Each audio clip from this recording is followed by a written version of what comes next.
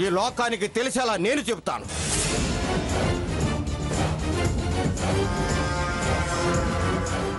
అహంకారం రంగరించి దురహంకారం పెట్టి ఒక పాపాత్ముడిని పెంచింది,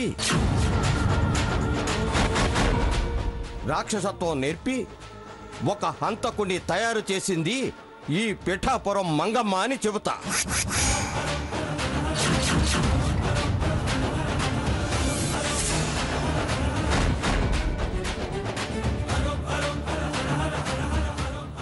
నా కూతురు బతుకు మీద యాసిడ్ పోసి హతమార్చాడని చెబుతా.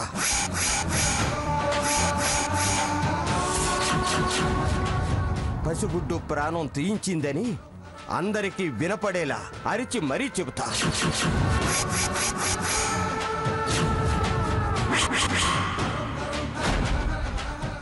జనం చేత చీ అనిపిస్తా, చీ అనిపిస్తా, చీ అనిపిస్తా, చీ అనిపిస్తా.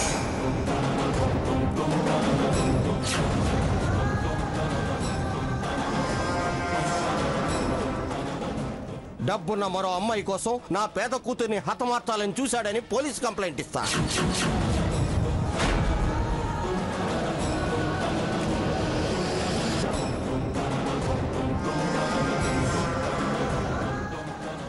అటెంప్ట్ టు మర్డర్ 498 సెక్షన్ కింద నిన్ను నీ మనవడిని జైలుకు పంపిస్తా.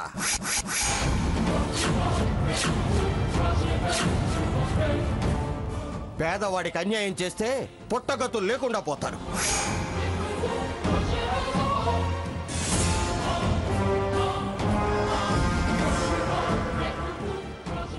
ఆ అమాయకురాలి ఉసురు తగిలి నువ్వు నీ మనవడు నాశనం అయిపోతారు.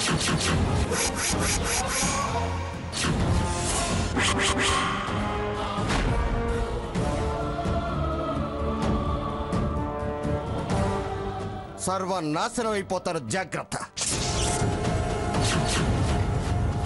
దేనికైనా పిఠాపురం పిఠాపురం అని ఒత్తొత్తి పలికేది దీనికేనా?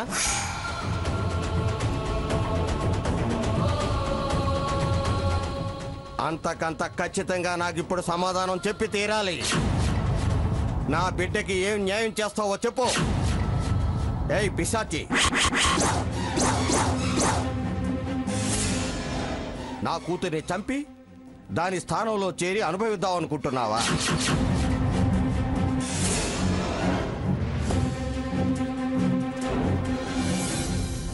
అది జన్మకు నెరవేరదు.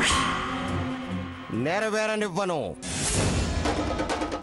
వాడి చేత చువ్వలు లెక్క పెట్టిస్తా, జీవితకాలం జైల్లో మగ్గేలా చేస్తా.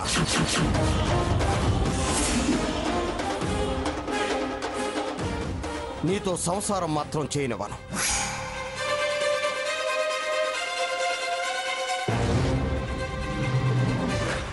డబ్బుతో బయటికి తెచ్చుకున్నా నా పగ నుంచి తప్పించి దాచలేవు.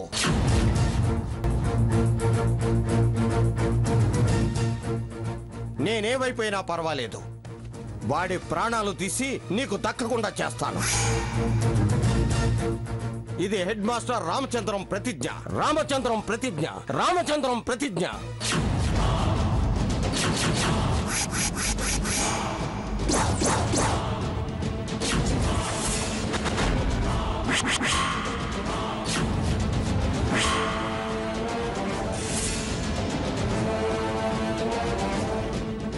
ఒక పేద తండ్రి తిరుగుబాటు, పేద తండ్రి తిరుగుబాటు, పేద తండ్రి తిరుగుబాటు.